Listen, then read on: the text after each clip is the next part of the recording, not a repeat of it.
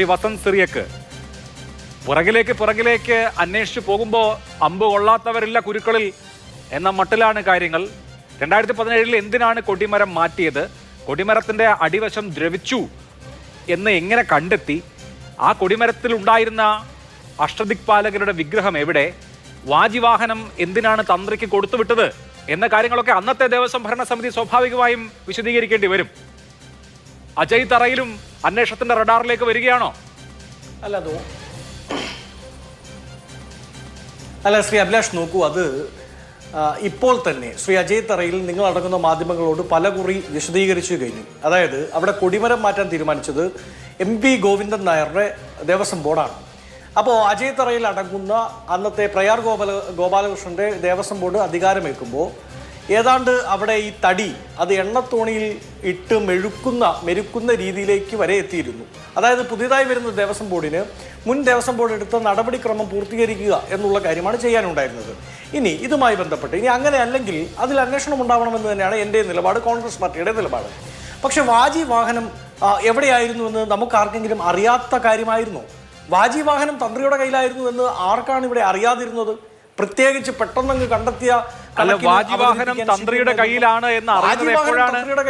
ഈ ശബരിമല സ്വർണ്ണക്കൊള്ള കേസ് വിവാദമാകുന്ന ഘട്ടത്തിൽ തന്ത്രി ദേവസ്വം ബോർഡിനോട് പറയുകയാണ്, വാജിവാഹനം എന്റെ കൈവശമുണ്ട്, ഞാനതിൽ തിരികെ തരാൻ തയ്യാറാണ് എന്ന് അദ്ദേഹം പറയുമ്പോഴാണല്ലോ പൊതുസമൂഹം അറിയുന്നത്. അല്ലല്ലോ. അതായത് ഇതുമായി ബന്ധപ്പെട്ട് താന്ത്രിക വിധി പ്രകാരം അത് മരമാണെങ്കിൽ അഗ്നിക്ക് കൊടുക്കണമെന്നും കല്ലാണെങ്കിൽ അത് സ്നാനം വരുത്തണമെന്നും, അതായത് വെള്ളത്തിൽ ഒഴുക്കി വിടണമെന്നും, ഇനി ലോഹമാണെങ്കിൽ അത് തന്ത്രിക്കാണ് എന്നുള്ളതുമാണ് കീഴ്വഴക്കം എന്നാണ് തന്ത്രി. അങ്ങനെയുള്ള കീഴ്വഴക്കം എപ്പോൾ മുതൽ ധരിപ്പിച്ചത്? അങ്ങനെ ഒരു കീഴ്വഴക്കം എന്ന് പറയുമ്പോൾ അതിന് മുമ്പ് കൊടിമരം മാറ്റിയ സമയത്ത് അങ്ങനെ ഉണ്ടായോ?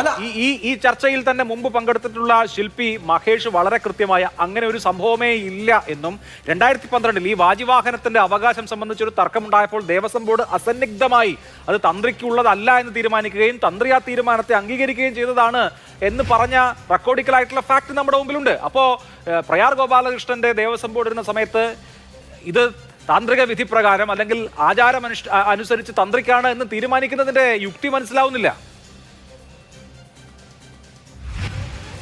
അല്ല, അഡ്വക്കേറ്റ് കമ്മീഷണറുടെ കൂടെ നിർദ്ദേശം എൻ്റെ അടുത്തുണ്ട്. എസ് കുറുപ്പിന്റെ അഡ്വക്കേറ്റ് കമ്മീഷണറുടെ കൂടെ നിർദ്ദേശം പാലിച്ച് അദ്ദേഹത്തോടു കൂടി റിപ്പോർട്ട് ചെയ്ത ശേഷമാണ് താന്ത്രിക വിധി പ്രകാരം ഇത് തന്ത്രിക്കുള്ളതാണ് എന്ന് മനസ്സിലാക്കി അദ്ദേഹത്തിന് കൊടുക്കുന്നത്. ഞാൻ ഒരു കാര്യം ചോദിക്കട്ടെ. ഈ വിഷയം ഉയർന്നു വരുമ്പോൾ വാജിവാഹനം അത് എവിടെയാണ് എന്ന് കണ്ടെത്തേണ്ടി വരുന്നത് ഇല്ല SITക്ക്. വാജിവാഹനം തൻ്റെ കയ്യിലുണ്ടെന്ന് തന്ത്രി പറയുകയും അത് തിരിച്ചു തരാൻ താൻ തയ്യാറാണ് എന്ന് പറയുകയും ചെയ്തിട്ടുണ്ട്. എന്നാൽ അങ്ങനെയല്ല ഈ പറയുന്ന ദ്വാരപാലകരുമായി ബന്ധപ്പെട്ട്. നോക്കൂ, ഞാൻ ചോദിക്കുന്നത് വാജിവാഹനം ഇപ്പൊ കണ്ടെത്തി, ഇനി അത് വാജിവാഹനം ഒറിജിനൽ ആണോ അല്ലയോ എന്നത് കണ്ടെത്തേണ്ടതാണ്. പക്ഷേ ഈ കേസിന്റെ ഒന്നാമത്തെ കേസ് അത് ദ്വാരപാലകരുമായി ബന്ധപ്പെട്ടാണ്. ഇതുവരെ തൊണ്ട് മുതൽ കണ്ടെത്താൻ SITക്ക് സാധിച്ചിട്ടുണ്ടോ? 379, 378 അടക്കം മോഷണം അടങ്ങുന്ന പ്രധാനപ്പെട്ട ദ്വാരപാലക ശില്പപാളികൾ അന്വേഷിച്ച് പോയപ്പോഴാണ് ശ്രീകോവിലിന്റെ വാതിലും ഇതുപോലെയാണെന്ന് മനസ്സിലായത്. ശ്രീകോവിലിന്റെ വാതിലിന്റെ കാര്യം അന്വേഷിക്കുമ്പോഴാണ് കട്ടിളയും പോയിട്ടുണ്ടെന്ന് മനസ്സിലാവുന്നത്. കട്ടിളയുടെ കാര്യം അന്വേഷിക്കുമ്പോഴാണ് 2017 കൊടിമരത്തിന്റെ കാര്യം അന്വേഷണത്തിലേക്ക് വരുന്നത്. ഇനി എന്തൊക്കെ പോയി അവിടെ കിണ്ടിയും മോന്തയെങ്കിലും ബാക്കിയുണ്ടെന്നുള്ളത് വേറെ വിഷയം. അപ്പോൾ ഇത് അന്വേഷിച്ച് കുഴിച്ചു വരുമ്പോൾ എങ്ങോട്ടാണ് പോകുന്നത് എന്നുള്ളതാണ്. അല്ല അഭിലാഷ്, അത് 90കളിലേക്ക് പോകണമെങ്കിൽ പോകണമെന്നേ. അത് തന്നെയാണ് കോൺഗ്രസിന്റെ ടേക്ക്. ഞങ്ങൾ ആരും അതിനെ ഭയപ്പെടുന്നില്ലല്ലോ, ഞങ്ങൾ ആരും ഉത്തരം പറയാൻ മടിക്കുന്നില്ലല്ലോ, ഞങ്ങളാരും താൽക്കാലികമായെങ്കിലും ഞങ്ങളുടെ പ്രതിനിധികളെ ചർച്ചകളിൽ നിന്ന് പിൻവലിക്കുന്നില്ലല്ലോ. ഇതൊക്കെ ചെയ്തത് ആരാണെന്ന് അങ്ങേക്ക് അറിയാമല്ലോ. കുറച്ചു കാലത്തേക്ക് ശബരിമല ചർച്ച ചെയ്തുകൊണ്ടിരുന്നപ്പോൾ CPM പ്രതിനിധി ചർച്ചയിൽ ഉണ്ടായിരുന്നോ? ഇല്ലല്ലോ. ഞങ്ങളിലേക്ക് ഇത് അന്വേഷണം വന്നെന്ന് പറഞ്ഞ് ഞങ്ങൾക്ക് പ്രശ്നമൊന്നുമില്ല. അടൂർ പ്രകാശിന് ഇതാ നോട്ടീസ് കൊടുക്കാൻ പോകുന്നേ എന്ന് വിളിച്ചു പാടി നടന്നത് ഇടതു വക്താക്കളല്ലേ? എന്നിട്ട് നോട്ടീസ് കൊടുത്തോ? സോണിയാഗാന്ധിയുടെ ഓഫീസിലേക്ക് പോകുന്നേ എന്ന് പാടി നടന്നത്, പാണനെ പോലെ പാടി നടന്നത് ആരാണ്? അതും CPM നേതാക്കളാണല്ലോ. അപ്പൊ എന്താണ് ഈ അന്വേഷണവുമായി ബന്ധപ്പെട്ട്? അന്വേഷണം ഏത് ദിശയിലേക്ക് വേണമെങ്കിലും പോകണം. അയ്യന്റെ സ്വത്തിൽ കൈവച്ചത് ആരാണെങ്കിലും ആ കൈ കൈയെല്ലാം പൊള്ളണം എന്നുള്ളത് തന്നെയാണ് കോൺഗ്രസിന്റെ ടേക്ക്, ഞങ്ങളുടെ നിലപാട്. അതിനോടൊപ്പം തന്നെ ഞങ്ങൾ ട്രാൻസ്പെറന്റ് ആണ്.